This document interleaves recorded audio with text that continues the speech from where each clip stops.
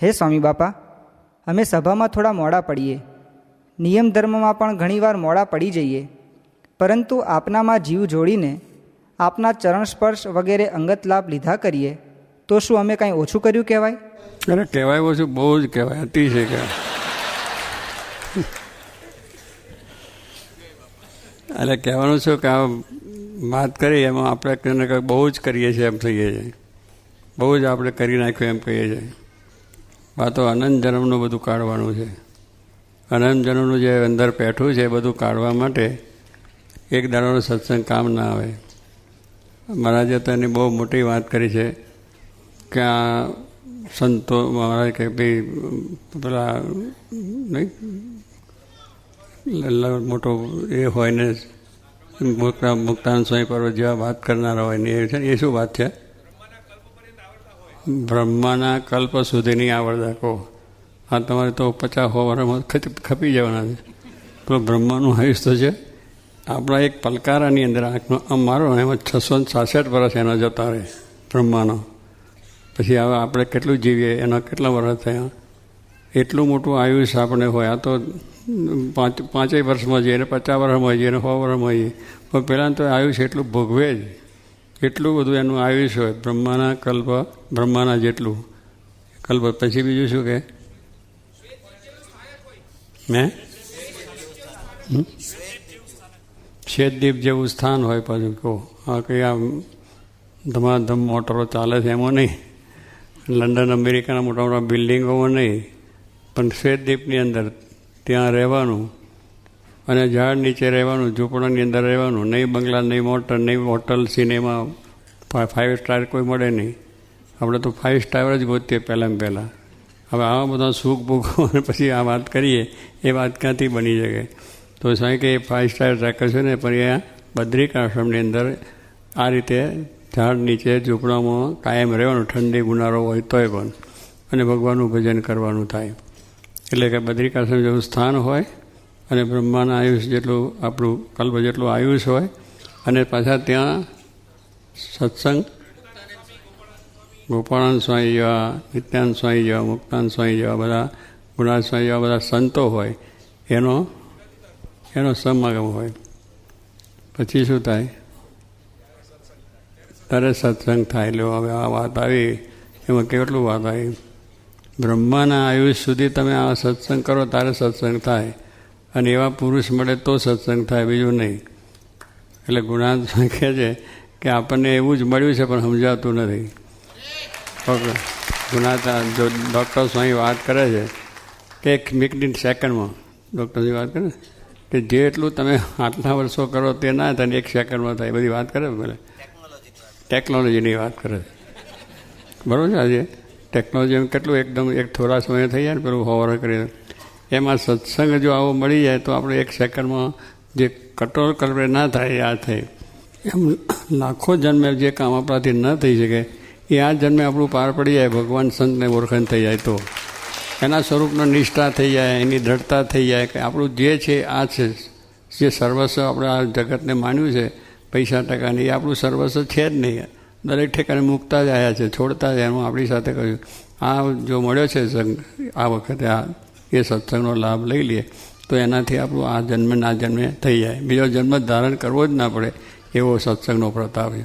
તો એ સત્સંગ આપણે જે મળ્યો છે એનું અહોહો આનંદ આપણે રહેવું જોઈએ.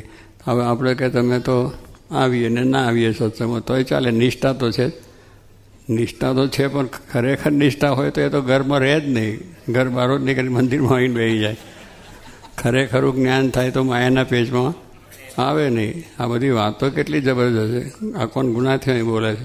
મહારાજના શબ્દો છે, એનો વિચાર કરવાનો. ખરેખરું જ્ઞાન એટલે શું? પૈસા ટકા કમાવાનું, બંગલા કરવાનું, અને બધી રીતે આમ શું કે પોલિટિકમાં પડીને બધા કઈ પૈસા ભેગા કરવાનું, કૌભાંડો કરવાનો, એને માટેનું નથી. આ છે. એટલે ભગવાનને સંત જે મળે ને સત્સંગ, એ મોટી વાત છે. તો શું કે આ જન્મે થઈ જાય લો, એ એટલે એક દિવસે થતું નથી. તમે એક દાડો પૈસાદાર પણ થતા નથી. ત્યાંથી અહીંયા દેશમાંથી પૈસાદાર થઈ ગયા, હવે કેટલી મહેનત કરી ત્યારે આપણે એકાઉન્ટ કરી થોડા પૈસા મેળવ્યા છે, પણ હજુ કરોડપતિ તો થયા નથી. એમ પછી કે ના હું કરોડપતિ કેવી રીતે થઈ જાઉં એમ, પણ એની અંદરનો પ્રોસેસ કરવો પડે. એક દિવસે આ લાઇટ થઈ નથી, એને કેટલા વર્ષો સુધી એની સાધના કરી છે, એને ઇલેક્ટ્રિક પેદા કરવા માટે સાધના કરી છે. તો આજે બટનના બંધ થઈ જાય, ક્યાં તો મંદિરમાં આવ્યા છે, અમારું કામ કેમ ના થયું, અમારો છોકરો હાજો કેમ ના થયો, અમારું કામ કેમ ના થયું, એવું થઈ જાય. અમારી ભાઈ સાધના છે. એ સાધના કરતા જ્યારે ભગવાનની વિશેની આપણી દૃઢ ભાવના થશે તો સાંઈક આપણું કામ છે આ જન્મે થઈ જ જવાનું છે, હકીકત વસ્તુ છે. પણ એ નથી રહેતું, એટલે પછી આપણને આવા વિચારો થાય છે કે ભાઈ આ સત્સંગ કંઈ ત્યાં જઈને જ કરવો, મંદિરમાં જઈને કરવો. જે કરો એટલું ઓછું, ન કરો એટલું ઓછું છે સત્સંગની અંદર. કારણ કે આપણે ઓફિસમાં જવાનો ટાઈમ મળે ને, અહીં આવે ટાઈમ ના મળે, કેવું કહેવાય. વેપાર કરવાનો ટાઈમ પૂરેપૂરો લઈએ, એમાં ચાલે છે કે ના આજ નથી જવું, દુકાને નથી જવું, ઓફિસે નથી જવું, આજે આપણે દેશ પરદેશને માટે આ ધંધા માટે નથી જવું, એવું થાય.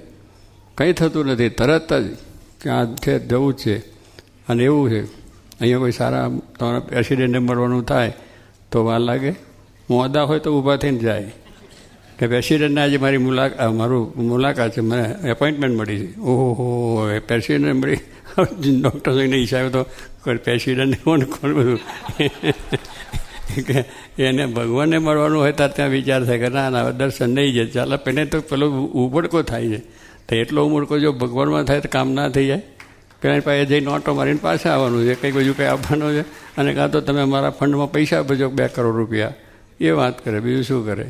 એટલે એ બધી વસ્તુનું છે કે તમે એ ભગવાનના માટે એટલી તાલાવેલી હોવી જોઈએ. આપણને એક ક્ષણ પણ એના વગર વીતવી ના જોઈએ, આ એક ક્ષણ પણ ના વીતવી જોઈએ. એટલે આપણે આપણું કામકાજ કરો, એને માટે કંઈ ના નથી પાડી, પણ છતાં જે આ નિમશક મંદિરમાં આપણે જવું, દર્શન કરવું, પાઠ પૂજા કરવી, એ બધું કરવાનું આવશ્યક જ છે એમ. પણ એમાં કોઈ ના જઈએ તો ચાલે, ખાધા વગર ચાલે. તરત સવારના પહોરમાં બ્રેકફાસ્ટ, અને ઘરમાં ઓર્ડર થઈ ગયો કે સારામાં સારી ચા, સારામાં સારો બ્રેકફાસ્ટ બનાવજો ઉઠતાની સાથે. અરે ઉઠતાની સાથે કંઈ એને સંભાળે દેનું, ભગવાનને સંભાળો જેને તમને જાગૃત કર્યા. આપણે ઊંઘમાં જઈ શકાય એવું નથી, અને ઊંઘમાંથી જાગી શકાય નથી. એ ભગવાનની ઈચ્છાથી જ જગાય છે ને જવાય છે. આખે આરોટા જ કરો ને આખી રાત મસરૂના ગારલામાં, તો ઊંઘ જ ના આવે. પણ ભગવાનની ઈચ્છા હોય તો આવે છે. ભગવાન ઊંઘમાં લઈ જાય ને બહાર એ લાવે. તો એ ભગવાનની યાદ કરો કે આટલી બધી સગવડ આપી, મનુષ્ય શરીર આપ્યું છે, આપણને હવા ફ્રી આપી, આ બધી કંઈ ઓક્સિજન પૈસા ભરવા પડે, આ ભરવા પડે. એટલે એને સૂર્યપ્રકાશ આપ્યો, અને લાઇટ પણ પૈસા છે, એને લાઇટના પૈસા નથી ભરવું પડતા. એ તોય ભગવાન આપણે તમે ના કરો સંભાળો તો એ રાજી છે, અને આ પૈસા ભરો છો તોય દુઃખી છો. એટલે કહેવાનું શું છે કે આપણે એ વખત જેમ ચાલતું નથી કે ઓક્સિજન વગર આપણે રહી શકતા નથી. 24 કલાક ઓક્સિજન આપણે જોઈએ જ છીએ, ખાવાનું પણ આપણે દરરોજ જોઈએ જ છીએ. તો મંદિરનું કામ છે, સત્સંગનું કામ છે, ભક્તિ કરવાનું કામ છે, એટલું જ અગત્યનું છે, થવું જ જોઈએ.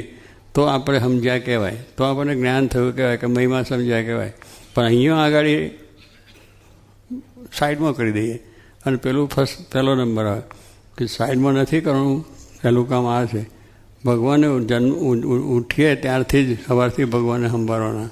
એને પહેલું સ્મરણ કરીએ કે ભગવાન દયાળુ, તમે મને ઊંઘમાંથી જગાડ્યો અને સાજો સમો થયો. ને કે ઊંઘમાં જતા રહે, કેટલા હાર્ટ એટેક આવે છે ને, તો ઊંઘમાં સવારે ઉઠાડે, ઉઠો પણ શું કુટુંબ હોય તો ઉઠે ને. એટલે આવી બધી વસ્તુની પરિસ્થિતિ છે. પણ એને માટે સ્વામી કહે 24 કલાક વિચાર, 24 કલાક એનો પ્રયત્ન, ઊંઘમાં પણ એનો પ્રયત્ન, સ્વપ્નમાં પણ એનો જ આવે, બધું એ આવે છે. એટલી લગ્ની જો આપણે ભગવાનમાં લગાડીએ તો આપણે એ વિચારો તરત બધા આવે.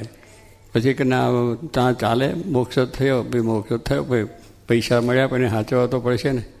પૈસા મળ્યા એટલે કે આપણે ન્યાલ થઈ ગયા, પણ એને સાચવવા પડે, એની વ્યવસ્થા કરવી પડે, એને બધું કરવું પડે. જેટલું તમને આ મળે છે એને માટે વ્યવસ્થા, રાત દિવસ એનું ચિંતન કરીને બધું કરીએ. એમ સત્સંગ મળ્યો છે એને પણ એટલો સાચવવાનો છે. એ આત્માના કલ્યાણ માટેની વાત છે, આ દુનિયાના સુખની માટે છે, દેહના સુખ માટે છે. આ દેહ તો પડવાનું છે, એના સુખને માટે જો આપણે 24 કલાક વિચારો રહેતા હોય તો સત્સંગ માટે ના કેમ રહે જ. આપણી ડરતા નથી, આપણને એમ છે કે ચાલે, આ ચાલે એમ કહીએ છીએ, અને ના ચાલે પછી એ ના ચાલે એ પણ મૂકવું પડશે. અને આ જે છે એને જો અખંડ કરીશું તો અખંડ સુખ પાછું ભગવાનનું મળી જવાનું. ત્યારે એ વિચાર જો આપણને હોય તો થાય કે ભાઈ બસ અમે તો અહીં મળ્યા ને સુખ થઈ ગયું, નિષ્ઠા કરી લીધી થયું. નિષ્ઠા જો જીવમાં હોય તો પછી આની મહત્તા રહે નહીં. ખરેખર જો જીવમાં નિષ્ઠા થઈ હોય તો આની મહત્તાની એને રહે નહીં. પછી આ ભગવાનને દર્શન થાય, સમાગમ થાય, સંતોનું સમાગમ થાય, એની મહત્તા રહે. એ જ ગયા તો ભાઈ આજે સત્સંગ ક્યાં તો પછી પ્રેસિડેન્ટની સભામાં જઈ આવ્યા, એનો કેફ લઈને આવીએ. પણ આ અહીંયા આગળ આ સંતની સભામાં આ બેઠા ભગવાન છે એમના દર્શનને એની મહત્તા સમજાય હોય તો થાય કે ભાઈ આજે દર્શન થયા, ઓહો શું સુંદર દર્શન થયા, સારામાં સારા દર્શન થયા. આપણે તો દેતો એના એ વાઘા પહેરતા એનું એ હોય, પણ એ તો એનો યાદ ના હોય. ખાવાની વાનગીઓ છે કરીએ છીએ તો થાય છે ને કાં તો બહુ સરસ રીતના પકોડા થયા. અને શું કહો છો તમે? એ વાનગીઓ સારી થાય તો વખાણીએ છીએ ને. સમોસા જે હોય તે બધું ઘણી હવની રુચિ હોય છે, પણ એને આનંદ આવે છે કે નહીં આવતો? દરરોજ ખાઈએ તો આનંદ આવે. એમ આ ભગવાનનો દરરોજ દર્શન કરીને આનંદ હોવો જોઈએ કે આજે બહુ સુંદર વાઘા છે, આજે સુંદર ભગવાને દર્શન આપ્યો. એટલે મહિમા હોય તો આપણને એની અહોહો થાય. નક્કી કે આ તો મૂર્તિઓ પધરાય છે ને એના વાઘા છે ને એની આરતી ને એનું બધું પહેર્યું ને. જેમ દરરોજ ખાવામાં જુદું જુદું મળે છે, એકનું એક મળે તો પણ એમાં આનંદ છે. ઓફિસમાં જઈએ તો એકનું એક જ કામ છે, બીજા કામ નથી. તો અહીં આપણે ભગવાનને ત્યાં પણ એ નવીનતા એમ જાય છે, એમ આ નવીનતા રહે તો પછી એના દર્શન વગર જાય નહીં. અહીંયા સહેજે જતા હોતો પણ થઈ જાય. બેને ધરમ 5 વખત નીકળે તો 5 વખત દર્શન કરવાનું મન થાય. ચાલો જ્યારે જઈએ, પહેલાં ઓફિસે જવાનું હોય તો 5 વખત જવાનું થાય તો જે ના જઈએ. મોડા થયા હોય તો જવું પડે. કંઈ બીજા મહેમાન આવ્યા તો અને તેમાં જો આપણે જમાઈ આવ્યા હોય તો એને રાજી કરવા જ પડે. નકર દીકરી ઘરે આવે પાછી. આપણે પેટ દુખતું હોય, માથું દુખતું હોય, બીજું થતું હોય તોય પણ ના કહેવાય એમને આવ્યા છે મારે એમની જોડે જવું પડે. પણ જો ખરેખર સત્સંગ હોય તો જમાઈને વેવાઈને કે કોઈ મોટા માણસ આવે ને તો એને મંદિરમાં લાવે. મારે ઘણા હરિભક્તો એવા છે કે ભાઈ ચાલો આપણે અહીં ઘરે બેસીને ગપ્પા મારીશું, વ્યવહારની વાતો કરું, એના કરતાં મંદિરમાં ટાઈમ થયો છે આજે ચાલો ને સત્સંગમાં તમે રવિવારની સભામાં ચાલો. એવા કેટલાય છે સગાવાના. એમ પહેલાં તો આપણો ના વેવાઈને કહેવાય નહીં કે મંદિરમાં આવો, એટલે એમાં કહેવાય શું ના કહેવાય. પછી બીજી દુનિયાની વાતો એને કહીએ છીએ, સાંભળીએ છીએ આ વસ્તુ કેવું કંઈક એને કંઈક ખોટું જેલમાં લઈ જઈએ, ભગવાનના મંદિરમાં લઈ જઈએ છીએ, શું કરીએ. પણ આપણે પેલો સત્સંગની દ્રઢતા નથી એટલે એને કેમ કહેવાય, એને કેમ વાત થાય એ છે. ડૉક્ટર સ્વામી જેવું થઈ ગયું હોય તો પેલો પાસપોર્ટ આપી દે છે સીધું, શું પાસપોર્ટ નહીં, ટેલેલાઇઝ આપી દે છે કે અક્ષરધામમાં સીધી વાત. એમને શ્રદ્ધા છે, પેલાનું હોય કે ના હોય, પણ એમને શ્રદ્ધા છે જો આ કરશે થશે. એમ આપણને શ્રદ્ધા હોય તો બધું વાંધો ના આવે. પણ આપણે શ્રદ્ધા નથી એટલે મારી વાટી કે ના એને ખોટું લાગી જાય, એને મને દુઃખ થઈ જાય, આપણું આમ થશે. કશું જ થતું નથી કોઈને. તિલક ચાલો કરવાની દુઃખ નથી ને કશામાં દુઃખ નથી.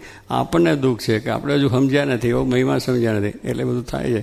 માટે નિરંતર સ્વામીએ કહ્યું છું નિરંતર સત્સંગ કરવો. ઓહો નિસર સંત સમાગમ કરીએ.